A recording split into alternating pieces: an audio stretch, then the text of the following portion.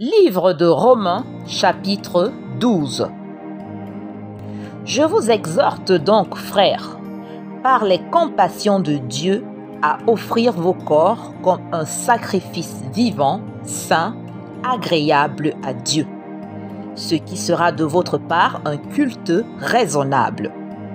Ne vous conformez pas au siècle présent, mais soyez transformés par le renouvellement de l'intelligence, afin que vous discerniez quelle est la volonté de Dieu, ce qui est bon, agréable et parfait.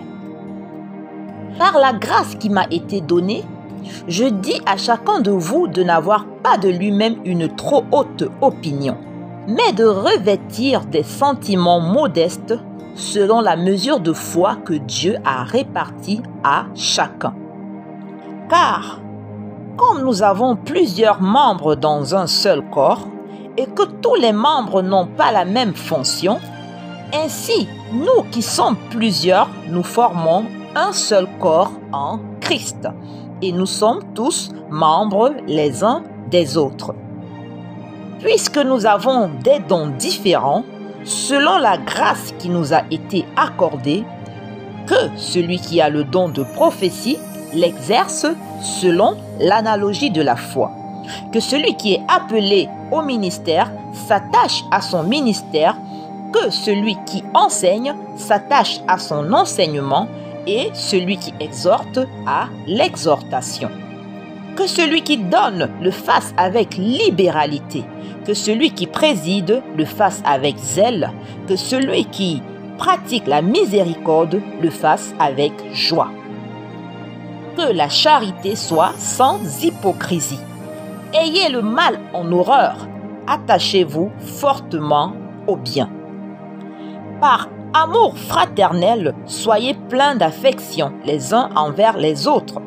Par honneur, usez de prévenance réciproque. Ayez du zèle et non de la paresse. Soyez fervents d'esprit, servez le Seigneur. Réjouissez-vous en espérance. Soyez patients dans l'affliction, persévérez dans la prière. Pourvoyez aux besoins des saints, exercez l'hospitalité. Bénissez ceux qui vous persécutent. Bénissez, ne maudissez pas. Réjouissez-vous avec ceux qui se réjouissent. Pleurez avec ceux qui pleurent. Ayez les mêmes sentiments les uns envers les autres. N'aspirez pas à ce qui est élevé, mais laissez-vous attirer par ce qui est humble.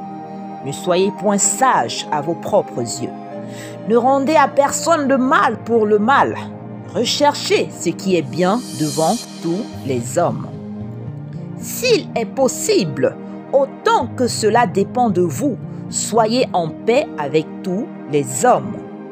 Ne vous vengez point vous-même, bien-aimés, mais laissez agir la colère, car il est écrit « À moi la vengeance, à moi la rétribution, dit le Seigneur. » Mais si ton ennemi a faim, donne-lui à manger.